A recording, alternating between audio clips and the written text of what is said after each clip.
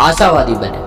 एक बार एक युवक को संघर्ष करते करते 1 वर्ष से भी कुछ ज्यादा ही समय हो गया, लेकिन उसे सफलता नहीं मिली। वह निराश होकर जंगल में गया और वह आत्महत्या करने ही जा रहा था कि अचानक संत प्रकट हो गए और संत ने कहा, बच्चे क्या बात है, ये घनघोर जंगल में क्या कर रहे हो? उस युवक ने जवाब दिया, मैं जीवन में संघर्ष करते करते थक गया हूँ, मैं आत्महत्या करके अपने बेकार जीवन को नष्ट करने आया हूँ। संत ने पूछा, तुम कितने दिनों से संघर्ष कर रहे हो? युवक ने कहा, मुझे 15 माह के लगभग हो गए, मुझे न तो मेरी कोई नौकरी मिली, न ही मैं किसी परीक्षा में सफल हो सका। संत ने कहा, तुम्हें नौकरी भी मिल जाएगी और तुम सफल भी हो जाओगे, कुछ दिन और प्रयास करो, निराश न हो।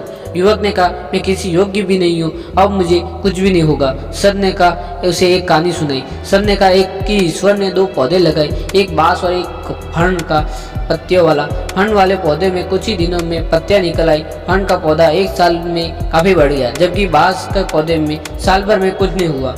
ईश्वर निराश नहीं हुआ। दूसरे वर्ष भी बांस के पेड़ में कुछ नहीं हुआ एवं फण का पौधा और बड़ा हो गया, लेकिन ईश्वर ने निराश नहीं दिखाई।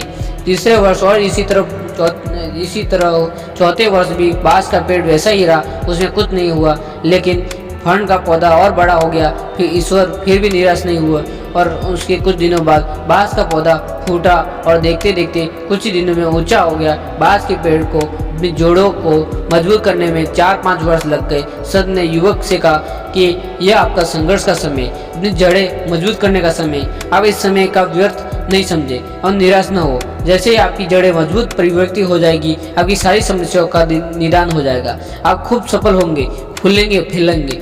आप समय की तुलना अन्य लोगों से न करें, आत्मविश्वास न खोएं। समय आने पर आप बांस के पेड़ की तरह बहुत ऊंचे हो जाओगे, सफलता की बुलंदियाई पर पहुंचोगे। बात युवक की समझ में आ गई और वह पुनः संघर्ष के पथ पर चल दिया। Never lose hope and never give up quite. Success will come to you sooner or letter.